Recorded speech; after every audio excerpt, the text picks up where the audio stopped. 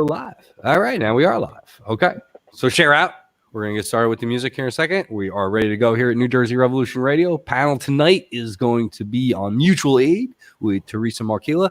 We're also going to talk, of course, to Laurie Endicott Thomas, author of No More Measles, about the COVID-19 and everything going on around that. And, of course, a special guest I'll introduce right after the introductions. All right, here we go.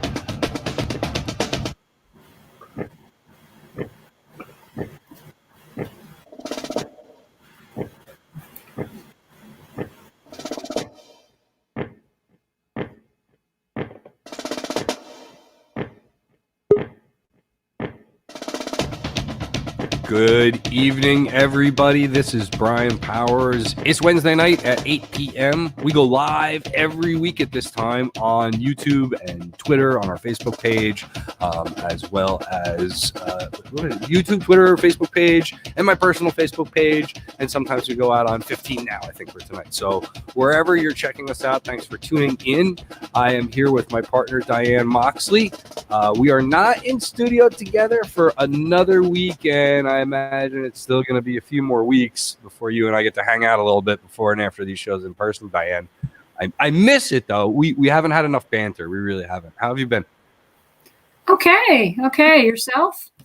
I have to look to see if I'm wearing PJs, or I have no idea what day it is, whether it's night or morning. You don't know what I'm wearing right now. I have no idea, right? I mean, I did put on jeans for this because this shot sometimes, but I can imagine something with reindeer on it or something of that nature. Yeah. Yep. Yeah, you can have fun with it. I had a court hearing this week, and it was just weird. I, took the call in my bedroom because it's the quietest room in the house. Yeah. And it is like, oh, do I have to get dressed? It's not on video. Yeah, that's been it for a long time. I mean, it's working from home, being Mr. Mom kind of deal. It's been great. I enjoy it, but it does, it messes on my sleep cycle. Something awful. I don't know when I sleep when I'm tired, which could be in the middle of the day, could be, whatever. But I mean, you're talking to a guy that's been kind of doing this for over a year now. So honestly, like, y'all are in my world. It's kind of funny watching it. Yeah. But it is different. That's for sure. It's odd. Yeah. And no end in sight, even though we have the crazy orange man talking about wanting all the churches to be full on Easter Sunday. So there's some kind of death cult thing going on out there where, I guess some of the radio and, Fox News pundits, and also including the Lieutenant Governor of Texas, are calling for a senior sacrifice. Unbelievable. Right?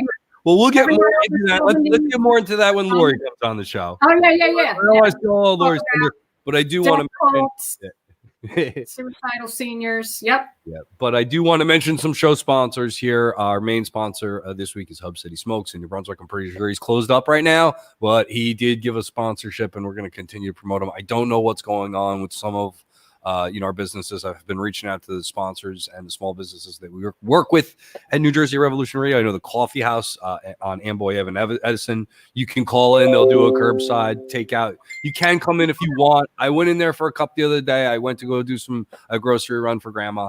And I said, let me stop in. He's a pretty clean guy. I took a look, and he's every customer that comes in one at a time. He wipes down the counter, every single customer. It's only paper cups. There's no, normally you get your cup of Joe and go over to the coffee bar and get your thing. None of that going on. You get everything from the server.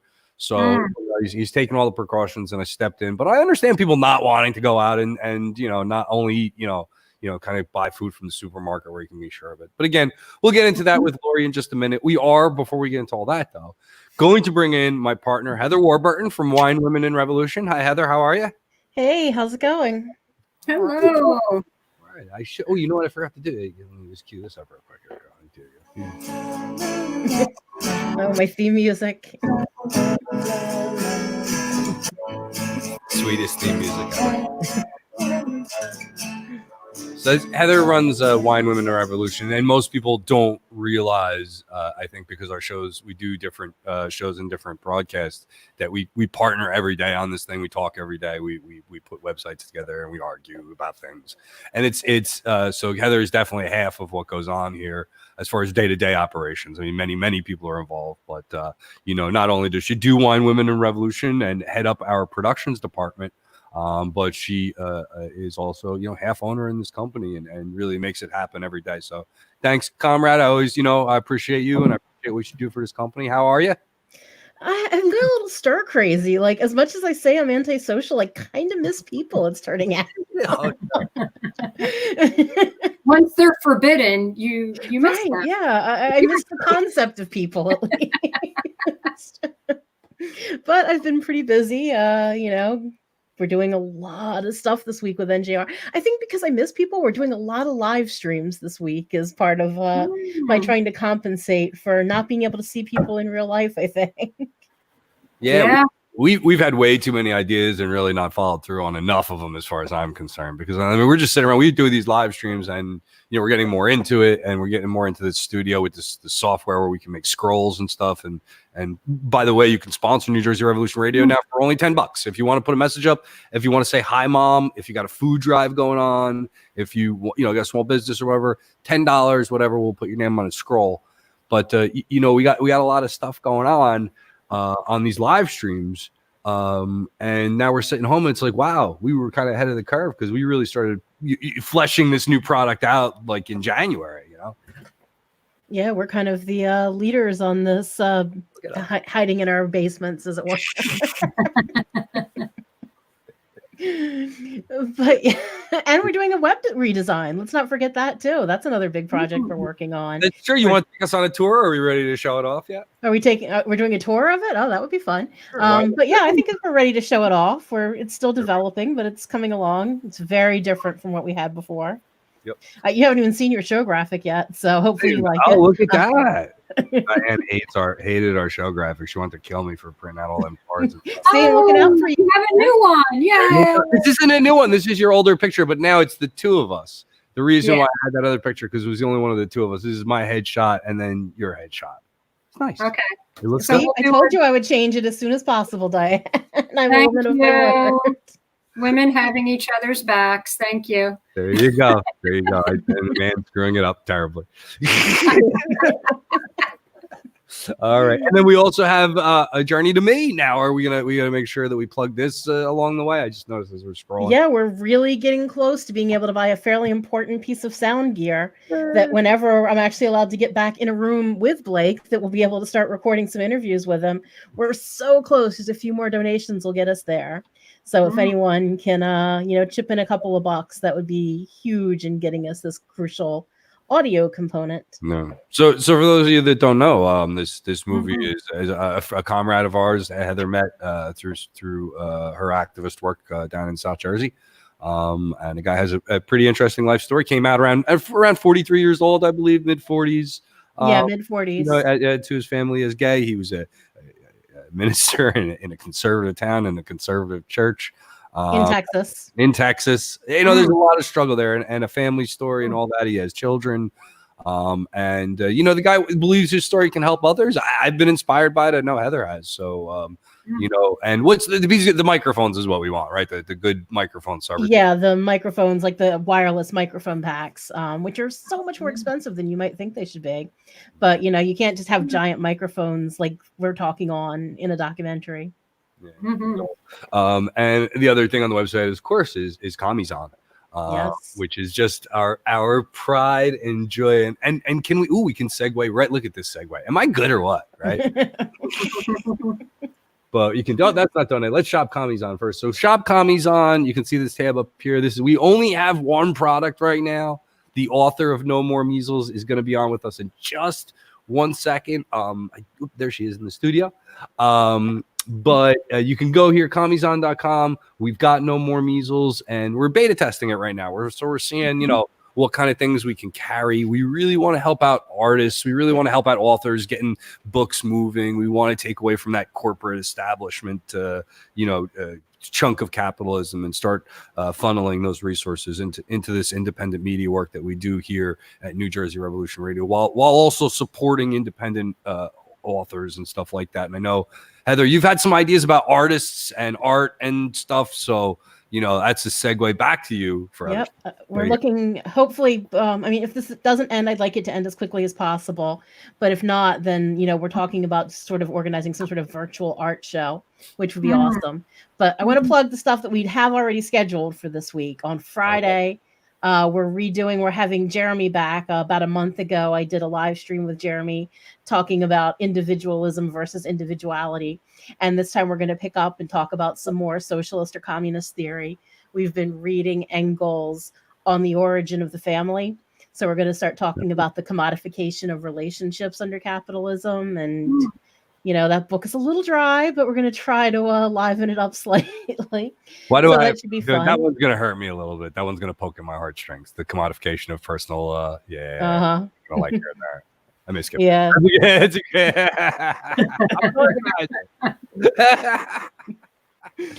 But yeah, so that's going to be Friday at 5:00. It's going to be live on New Jersey Revolution Radio, on Twitter, on YouTube, all the places that we live stream things. So that should be a fun one. You can join in if you've read that book, join in and add to the discussion, because we certainly don't claim to be experts on it. We're just people that read it. And then Sunday, I think Brian's going to be joining me.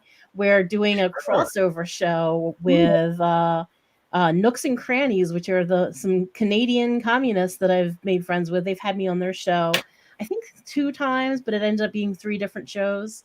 So we're kind of reciprocating, and we're having them back on a live stream.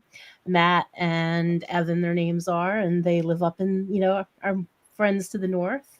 And that should be a really interesting live show. We're just going to be talking about, a little bit of current events, what's going on, how they're different with what's going on with the coronavirus versus what's going on down here, and just all kinds of, hopefully they'll be sneaking us into Canada if the need arises.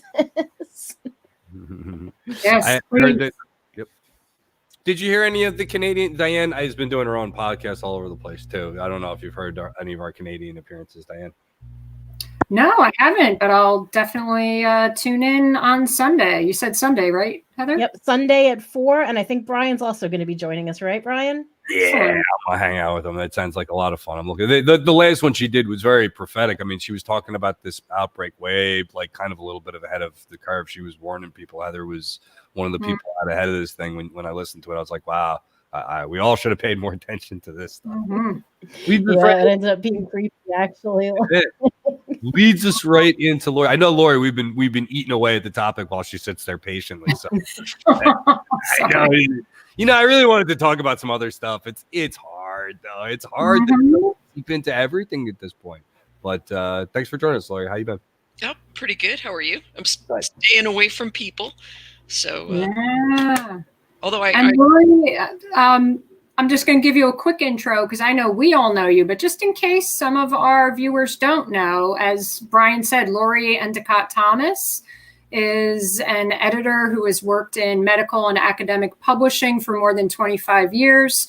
And as Brian said, on CommieZon, you can get her book, which is very relevant today with what's going on, and that's No More Measles. So... the No More Measles, I wrote that because a friend of mine called me up because his wife was about to have a baby, and they were planning to have the baby at home, delivered by a midwife. And the midwife told them, don't vaccinate your children. And my friend said, WTF? And he realized this meant that with this midwife delivering so many of the babies in town, that this must mean that there's a lot of families in town who weren't vaccinating their kids, which meant that he was in a hot zone in case pertussis broke out, and pertussis is lethal to babies. So he called me up on the phone. He was just really upset, and he said, Laurie, please write a book about vaccinations. So I did. And the message that I want to get across in the book is that the diseases that we vaccinate against are very dangerous. Mm-hmm. And we vaccinate against them because they're dangerous. There's no other really good way to prevent them. And they don't respond well to treatment, often because they look like other diseases until they get into a really advanced stage. Or there is no treatment. There is no effective treatment for them. So we're seeing that now with coronavirus. The reason that the coronavirus, there's confusion because the name of the virus itself is different from the name of the disease that is that it causes. The name of the disease is COVID-19, and the name of the virus is different. So if you see confusion of the names, I mean, the virus that causes COVID-19 is sort of like the or the artist formerly known as Prince, where the disease is COVID-19, and the virus that causes it is a coronavirus. And it's SARS-CoV-19 CoV or something like that. I forget what the name of the virus is, but it's it is a coronavirus. There's a lot of coronaviruses out there. Each one has a specific species that it likes to infect. So there are some coronaviruses that affect cattle, and that there's a vaccine against them. That causes pneumonia, I think, in cattle. So shipping fever, basically. That the animals, they get immunosuppressed because of the stress of shipping. So they vaccinate them against this coronavirus and against Escherichia coli, which is a common gut bacteria.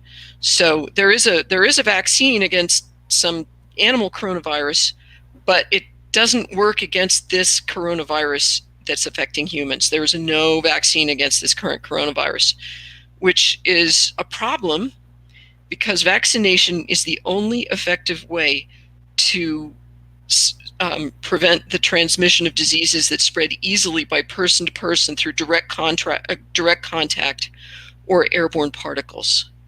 So that's why, because we don't have a vaccine, it's so important to exercise what they're calling social distancing.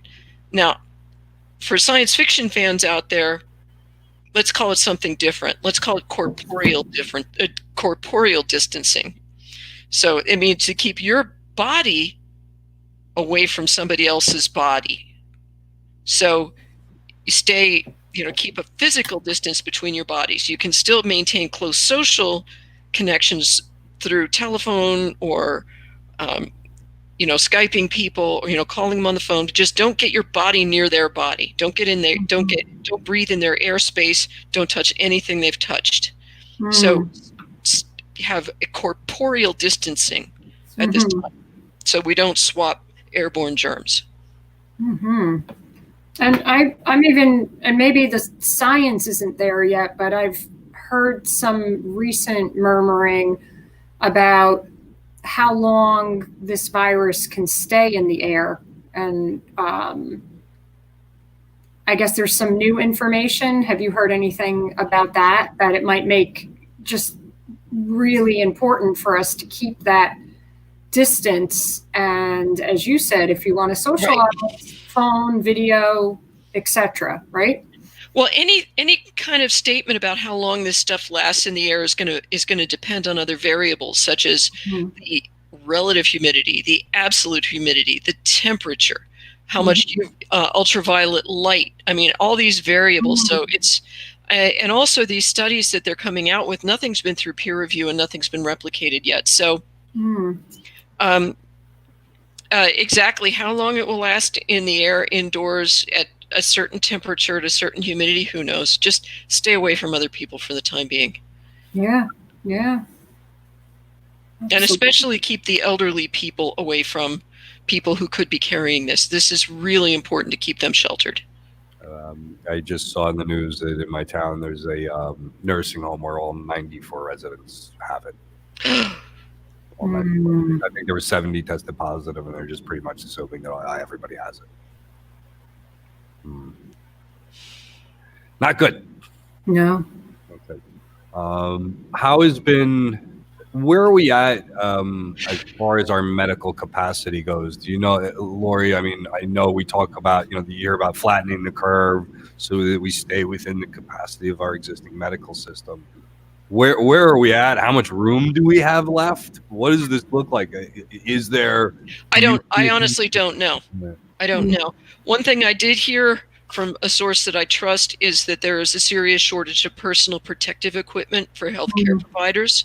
So I don't know what we can do about that. Michael Moore was saying that people who work in factories that can make this stuff should just take over the factories and make the stuff, whether their bosses like it or not. Yeah. And companies that could make ventilators the workers should just start making ventilators whether the boss wants them to or not. So that sounds quite reasonable to me. Yeah, absolutely. And you're gonna have to arm them first, Mike. It sounds like a great plan if you're Michael Moore. It's a different kind of plan if you're one of those actual workers. Yeah. But there are certain kinds of protections. There are certain kinds of protections for it. It depends on the state law. But if you are, there are some kinds of, doing the right thing can't, they can't fire you in some states for doing the right thing. Oh, not good. So, yeah, I hope you have free legal aid to pursue that case. Yeah. I think my idea of arming them is a lot more effective, but what can I do? You're a peace person. I'm a peace person. Yeah, looking at the state's response. So they did put up this website here. I've been going to this. I've been recommending this to people because it's got a lot of good factual data on it. Look, I bash Phil Murphy all the time, but I'm a fair person. And I think there's some things that I'm annoyed with because I'm hearing behind the scenes that his commissioners and the people working in state jobs are not really being given safe environments. And there's already commissioners complaining about how people should be back at work and all this. Yeah. So people in the Murphy administration that are not getting the message. And I hope Governor Murphy and his people understand that he needs to get that message out to his people as well. But as far as public facing stuff, public messaging, talking about social distancing, I think he's had a decent narrative since he's gotten going. And I think he means business. Did anybody see the video clip of Italian mayors yelling at people in the streets and stuff? I saw that. I heard about it. If you see it on the internet, watch it. And there's an Italian mayor. He's sitting at the camera, and he's so angry. And he looks at that camera and he says, "If you have a party in your house, I will send the police to your house with a flamethrower." I mean, and he means it. And there's another guy who's walking around the town yelling at Italian mayors really losing their shit. So it may come to we have to do that, But I think that Governor Murphy. So this website, it's COVID19nj.gov for people in New Jersey, but there's also some other stuff. Have you seen, Laurie, on a federal level and these other things? Do you see good information being put out, at least if you're not listening to Donald Trump's mouth? As far as public facing information, how's yeah, I don't have anything to check it against.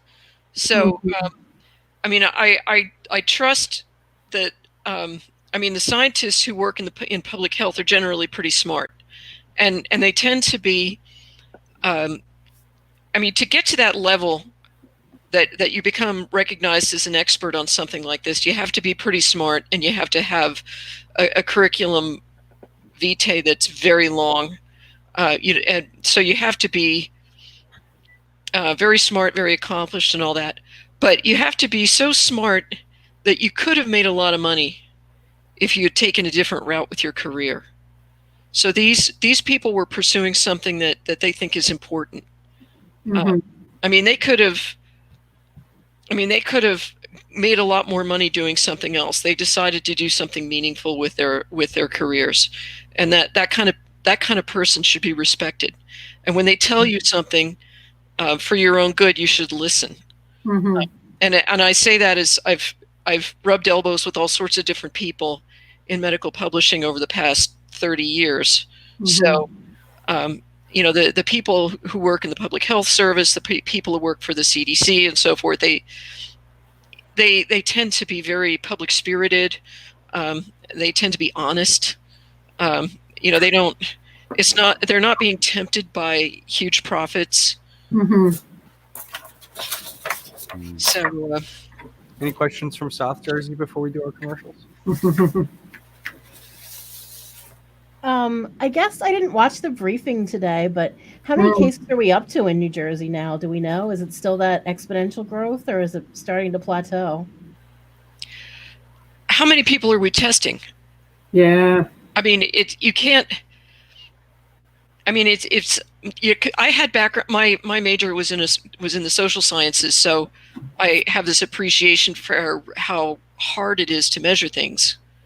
So, there's their reality, which is the number of cases that exist, and then there are your measurements, which depend on how many people that you test, and then your projection of how many people are infected based on, how the percentage of people who got sick from the number of people you tested, and even that's going to be affected by how do you decide whom to test.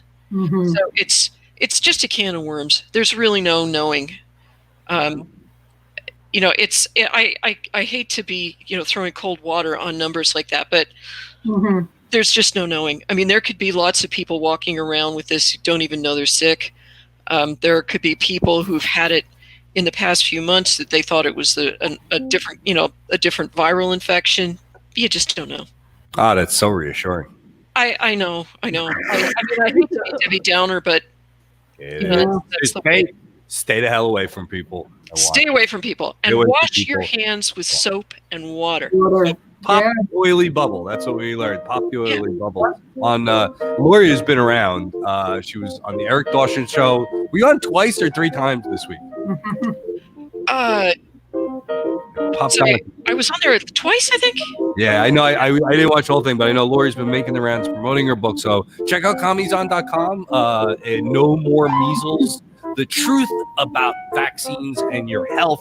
We're really proud of this thing, and we'd love to get more artists too. So, check out her book. It's a downloadable PDF. You're sitting at home, you're chilling out. You could use a good book. It's a topic of the day. $3.99. Download a PDF on commieson.com or New Jersey Revolution Radio. You find a little link on there for it.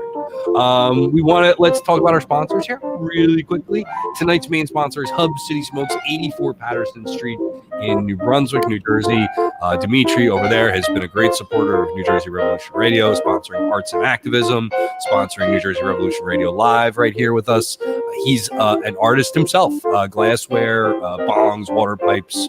My favorite pipe right here that I got back from the police just a couple of weeks ago. Thank you, Middlesex Sheriff's Department, for returning my glass pipe from Hub City Smokes. Appreciate it. He's got CBD, rolling papers. So I don't think he's open right now. I did stop by the other day. I was rolling around doing some deliveries and saw that the shop was closed. But I'm sure when things open up, he'll need your patronage. Our other sponsor, the Coffee House, Amboy Evan Edison, as far as I know right now, call them up. They'll bring it out curbside for you, or you can go in there. They are wiping down after every customer. Paper cups only. Customers aren't touching the milk, and it's a super safe environment. So, if you are out, I don't recommend you going out, but if you do have to get out for vital supplies, you want to get something to eat that's good, stop by the Coffee House. Amboy Evan Edison. And last but not least, of course, the August Agency, our comrade over there, Charlie. He does our QuickBooks because we hate QuickBooks, and he likes them for some reason. I don't know. Does he like them, Heather? I don't know. He's very strange. So he managed to bring it into submission somehow. I have no idea. What a good dude. Loves spreadsheets, loves QuickBooks. We love him. Charlie at the August Agency, www.theaugustagency.biz, or you can call 201-895-7227. I'm going to say that one more time because if you're listening on a podcast, you didn't write it down. We can write down this time. August Agency, 201-895-7227, www.theaugustagency.biz. Check out our comrades and make sure when you support our sponsors, make sure, hey, I heard you guys on Revolution Radio, and we want them to know that we get out and we patronize these businesses. All right. I didn't mean to do that. I want to stop the music. All right. Diane, I'm going to hop off because it's crowded. Okay. Theresa Markila, and we're just going to leave a female panel here to talk about mutual aid. I can't wait to watch. I'm looking forward to it. Have fun. Okay. See you later, Brian. Okay. Our squares are realigned. Hello, Theresa. How are you? I am well. How are you? Good, good. And I know you've been on our show before. Thank you so much. But for the small amount of viewers who may not know who Theresa Markila is, because I know most of our viewers do, because you're an activist extraordinaire and you've been on our show before. But you organize with the Green Party of Morris County, the Great Foodscape, and now the newly formed Mutual Morris, which is a newly established mutual aid group. Those are your prime entities that you're organizing with right now. Is that correct? That's right. And I was just here a few short weeks ago talking about the Great Foodscape and the idea of helping people to grow their own victory gardens, their neighborhood sharing with each other in anticipation of something like this happening. But I had no idea it would be happening so soon. And we don't have all of our plants in the ground yet. They're still seedlings. Yeah. So you're going to continue with that project, but you're giving a lot of attention to this mutual aid project, correct? Yes. So pretty early on, we started to realize that there was going to be a problem with a lot of our community who are low income, vulnerable people. So we started going out and handing out soap and oranges in the street, along with flyers about what we knew about the virus at the time. It feels like 3 months ago, but I think it was only about 2 weeks ago. To educate people and to let them know that something was going on that they needed to start thinking about. And with my contact information on it, so that if people got sick or if people were quarantined, and they needed something, they could reach out and let me know. And this was an idea that I'd been thinking about for a long time, how to build mutual aid and community sufficiency, community resiliency, different kinds of ways of building communities that were for the people. Like community land trusts, the community gardens, community lending, really bringing in a lot of different community empowerment programs together into one thing. But again, I didn't expect to start putting any of it to practical use right away. They were just ideas at the time. And when this happened, we immediately started with the mutual aid to get the community to come together to buy groceries for each other, get medicine for each other, start, taking care of whatever our needs were. And we didn't know what they were going to be at the time, but we figured something was happening. So we were going to stores and they were allowing us to put flyers up in their windows. We were going to low-income housing and posting flyers and talking to residents in the streets. I started a Facebook group, sent out emails to all my networks, and got a number of people who were interested in being a part of it, interested in volunteering. And it took a little while, but really in the last 4 or 5 days, people have started calling now. People who have run out of food, lost their jobs, become sick, whatever their situation is. And every day we're getting more and more calls, more and more people who need something. And as most of us probably know, governments, corporations, the nonprofit industrial complex are not great to rely on in times of need. So our community is pulling together. We've had members who have reached out to local organizations like Local Meals on Wheels, local groups that do deliveries of various kinds, and not even getting calls back. So we imagine that all of the resources are really overwhelmed right now. Yeah. Food pantries, some of them are stocked and getting lots of donations. Some of them are running low. So we've had a lot of volunteers who are going to grocery stores. Obviously, we teach them the precautions, but they'll go to grocery stores and buy needed supplies for people. go and deliver them to their homes, send them a text message when they get there, leave it at the door so they're not in contact with each other. We're trying to keep everybody really safe. And so we set up a dispatch service. When people call in, we find out what their needs are, what their family situation is, who's in their family. We dispatch a local volunteer who will go and take care of them. We have a GoFundMe that we started to raise money as well to help with this. We've spent well over what we've raised so far, so we are still looking for donations. Would be really appreciated. And what is that GoFundMe? It is GoFundMe.com/COVID-19-mutual-aid-support. I don't know if there's a way to share the link on here, but I can share it on Facebook or something with you. You could drop it in the comments in the stream on Facebook. At least I know how to do that, but I'm not on all the platforms simultaneously. So if you want to drop it in the comments, Gotcha. so people can check it out. So food and other supplies, diapers. A lot of people are running out of diapers. Obviously, that's an emergency too. We're trying to find people who are willing to donate. Oh, I'm losing a little bit. Can you hear me? Yes, now I can. Okay. I was just saying that diapers are a hot commodity right now. People are really looking for diapers. We have set up donation bins at a number of residences around Morris County. People are letting us use the ends of their driveway to set up a bin with a flyer, letting them know it's a mutual Morris drop-off point so that people can donate items into the bin without having social contact with the person who lives there. That person then calls us and we go and pick it up, distribute it. So we have Madison, Parsippany, Morristown, Dover, Roxbury, and Jefferson Township, I think are all of the different locations that people can drop off stuff.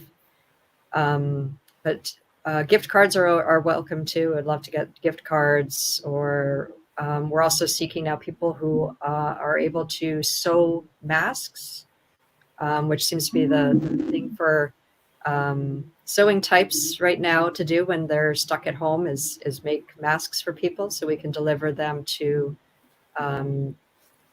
families in our neighborhoods.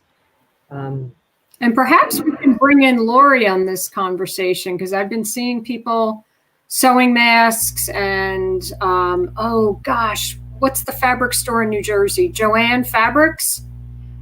I've seen that they are donating the materials for anyone that is making masks. So I'm not sure if they're still doing that, if they've lost all their fabric and the elastic, but I heard that they are. So call your local Joannes. I wish I had a sewing machine right now. We're going to have to raise some funds for that as well. But one thing I saw when people were discussing the homemade masks, and I'm not sure if Laurie or anybody else had seen or heard any info on this, but, and I'm sorry I missed the detail that it's either cotton is good or synthetic is good, but one of them isn't as good. So does anybody have any more info on that? Because I'm seeing a lot of folks that are doing mutual aid, they've run out of the masks, they're reusing masks. So I'm curious, does anybody that's on the panel right now have any info on that? I've been trying to find information about this because part of the thing about viruses is that they're very, very tiny particles. And if you have a mask that doesn't work, it could give you a false sense of security. Also, even a mask that is pretty good at filtering, I mean, it might not have to filter out all of the viruses themselves, because again, viruses are very, very small. A virus is so small that it could go through the pores in a ceramic filter. The original word virus was called a filterable virus. So when they first started studying viruses, they knew that there were some infectious agents that were so small they couldn't be seen under a microscope. So they made a filter that out of ceramic that was so small, or with pores that were so small that it would trap any known bacteria. And the filtrate that could go through that that could still cause an infection that was called a filtrable virus. And the big discussion at the time was the word virus means poison in Latin. So some people were saying, well, is it particles or is it molecules? So it wasn't until the electron microscope came along that they figured out that it was particles. So the question of when you're making a mask is it going to be effective?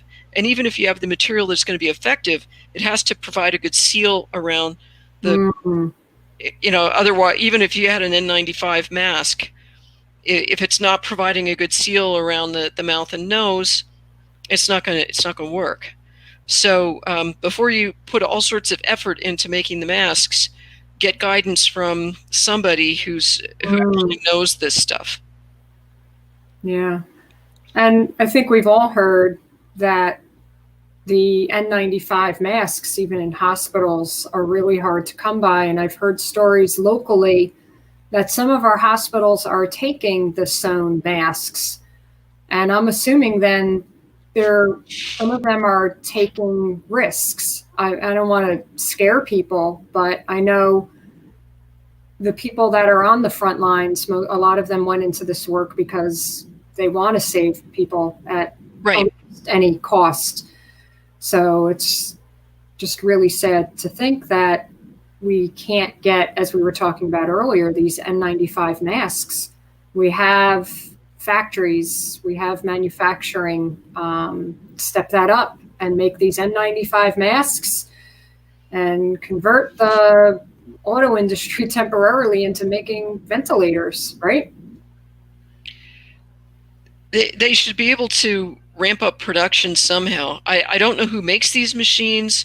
I don't know what kind of spare parts they need. I don't know. I mean, there's a whole major in college nowadays called supply chain management.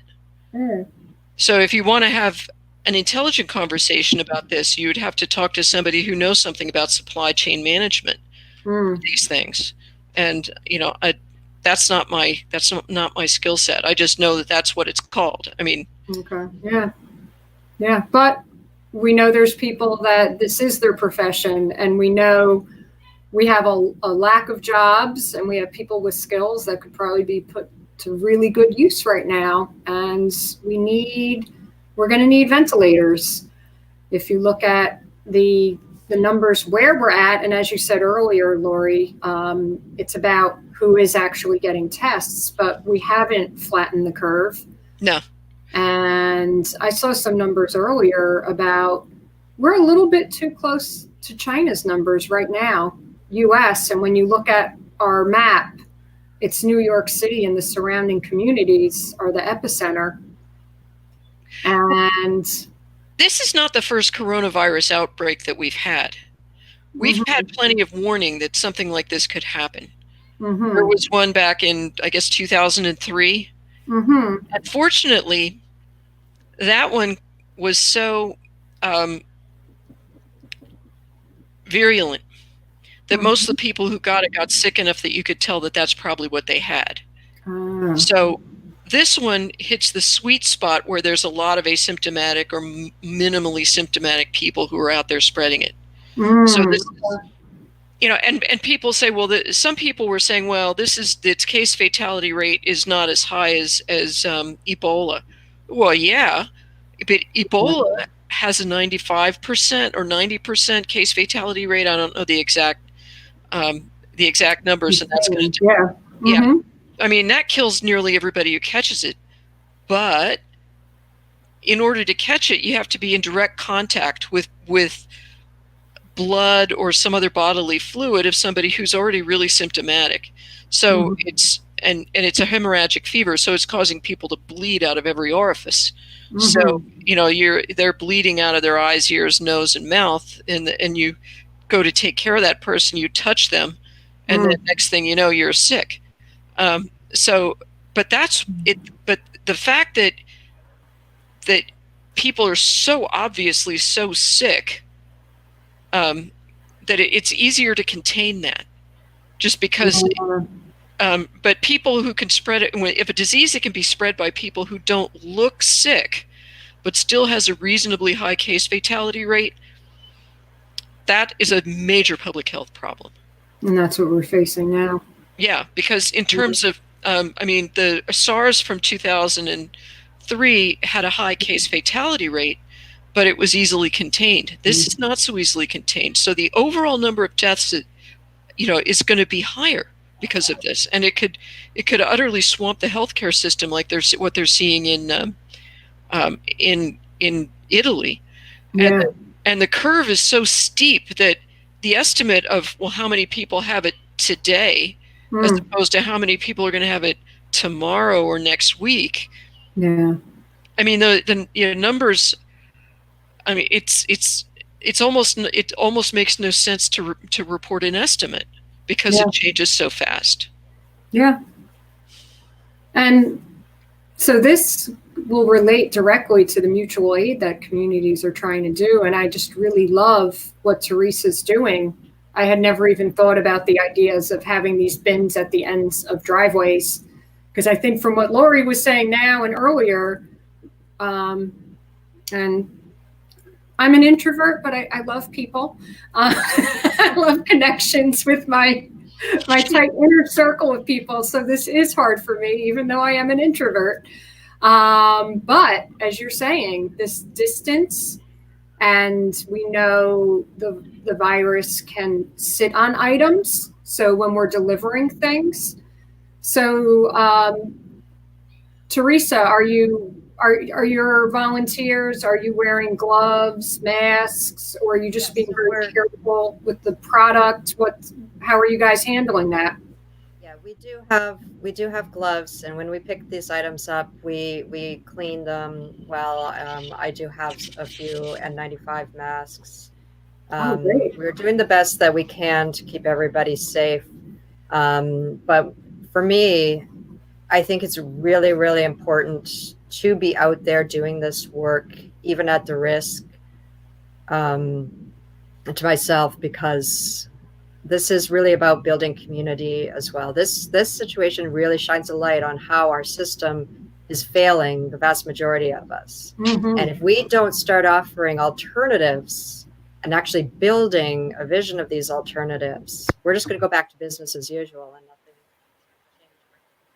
And I'm just refusing to allow that to happen. So so working together with the community and educating people politically as well while we do it, and helping them to see why things are the way they are and how we can improve on them in the future is a big part of what we're doing as well. And information sharing in general has been a big part. I'd like to light this up. This is Penny. She's a poodle. They're good she doesn't comfort care about coronavirus. She doesn't. Yes. And we have to, one thing I try to do at the end of the day myself is I try to watch some comedy. I'll watch some stand-up comedy, because this stuff 24/7, it can terrify you. But let me ask Theresa if you could give just a really fast tips and pointers for people who might be listening and want to start doing what you're doing.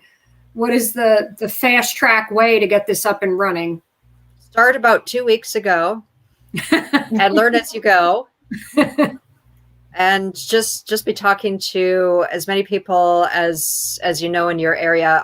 There's a lot of groups that have been popping up. There's a lot of resources all over the place. There's lots of advice.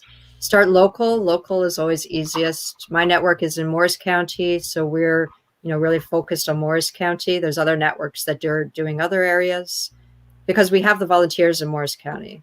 I do, so I'm relying a lot on them. But everything that I've learned and built, I'm willing to share with anyone.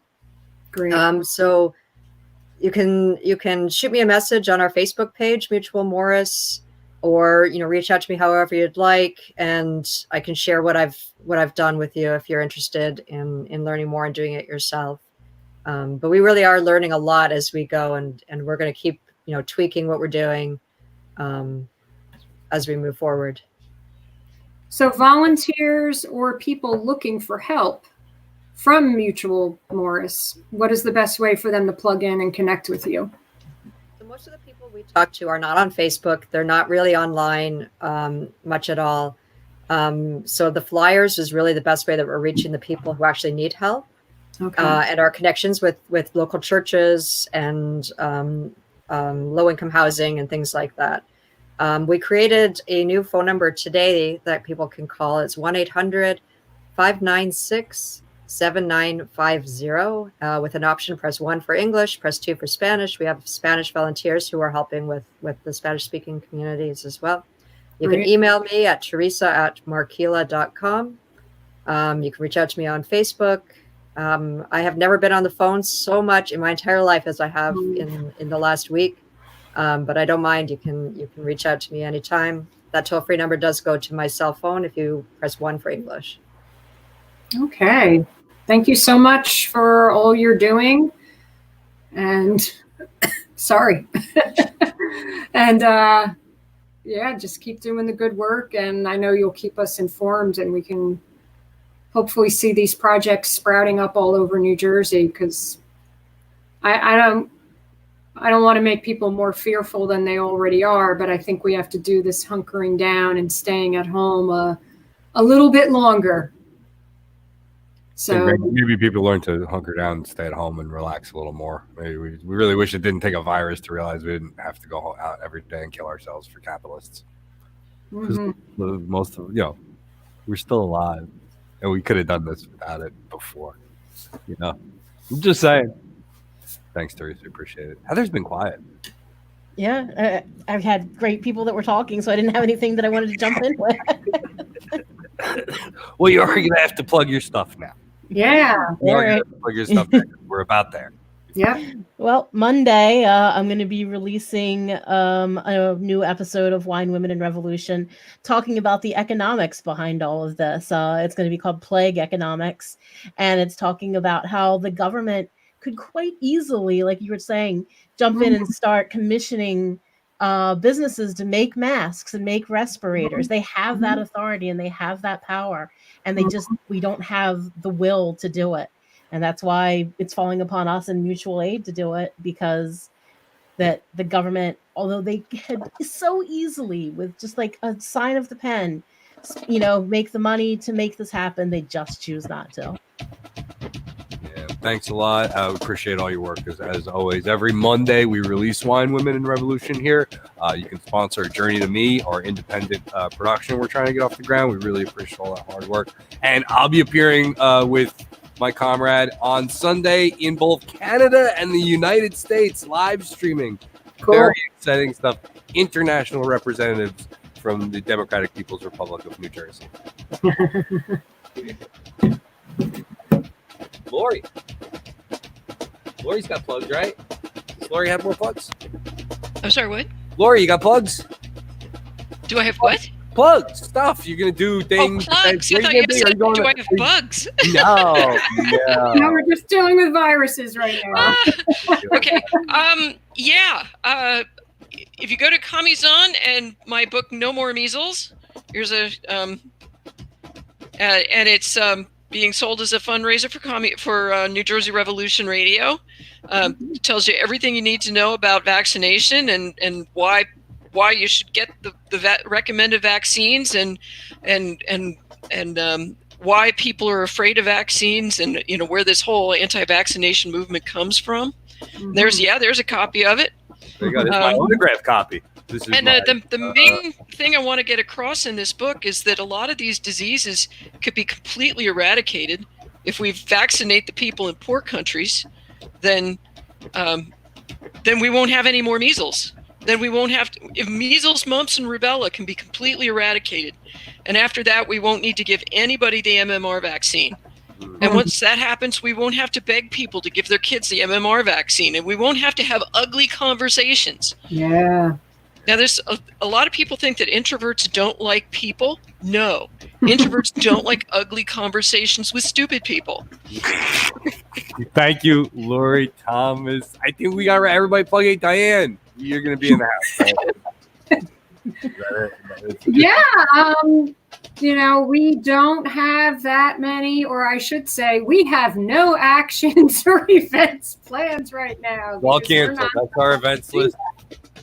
for the foreseeable future, stay home. Go out to get, if you're healthy and you're a low risk person, go out briefly to get essential supplies very so often. And just like, honestly, I mean, I feel really bad for single people living alone. I get that. But if you're blessed with a family or a roommate or a partner that you happen to domicile with, take the time to try to make the most of it. I've been playing a few more board games with my kids and having a few more conversations with my wife, so I'm blessed. And I know a lot of us are like that. So, take advantage of it. There is some time for some good things despite all of this absolute madness. We'll be back next week, right? We'll be back next week. Yeah. This basement, from Diane's attic, from whatever basement or home studio our comrade guests are. Thanks to Theresa Markila, Laurie, Heather, Diane. That's it. Until next week at 8 p.m. We'll be streaming this all over again live. Ooh, and you can sponsor this stuff. Go to www.njrevolutionradio.com.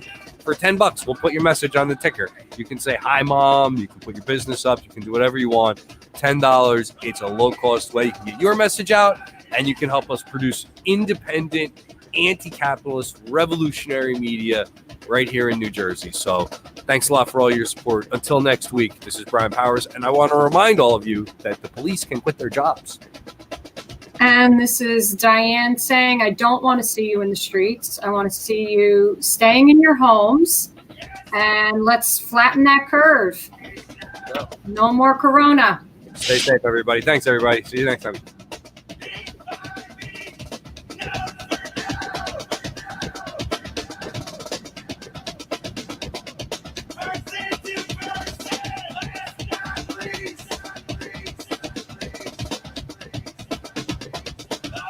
All right.